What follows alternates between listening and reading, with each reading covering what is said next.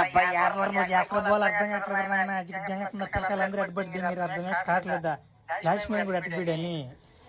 ఆడ bullet sound వస్తుందా చిన్న పాపం కలిగిందా ఏ మామ ఎక్కడరా బుల్లెటా మామ నిన్న కొన్నాను మామ 3,70,000 అన్నమాట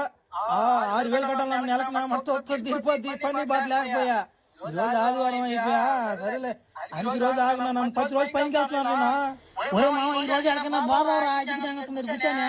ఈ రోజు ముందెత్తే వద్దురమ్మా ముందు దాకూడదా తాగుదా బాబా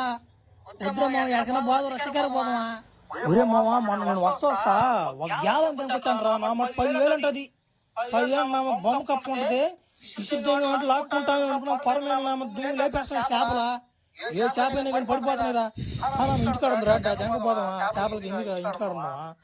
మావా పారామా అయితే 2 గ్యాలలు ఉన్నాయంటరా నేనేం చేయాలి మడిచేయాలంటున్నా కుమ్ము కూర్చొని నా మాట చేప కాదు నువ్వు చిన్నగా మాదిరా పడదే తట్టులో గుండు పగిలిపోద్దా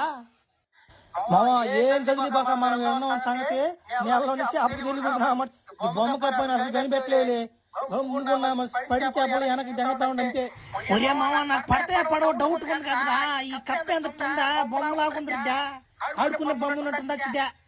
రే పడితే అంటరా ఏ జంగతనం శబ్దం చేయబాక కనుక్కొని జంగతయ్యా నీకెందుకో చీరకు 1000 రూపాయలు కొర్రాకు వచ్చిపోద్ది జంగతది ఈ రోజు నా మనిషి నీకెందుకు ఉంటా నువ్వా చేప పడితే అరబాక గుడిగొడు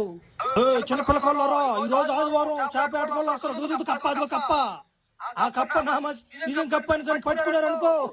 ఎత్తిన సంజయ్ జంగతం మిమ్మల్ని ఉత్తి బొమ్మ కప్పది పైన కూడా ఆడిస్తా ఉంటారు కప్పని ఆ కప్పుని పట్టుకుంటా అంటే ఇది జంగతారు బాగా గమనించండి నన్ను ఫాలో అయిపోండి మీరు ఫస్ట్ బస్ వాళ్ళు ఎంతసేపు ఉంటారు ఈ రోజు ఎంత ఉన్నట్టున్నారా మేము మేతకి ఎత్తి ఏది ఎర్రని ఏది నిజం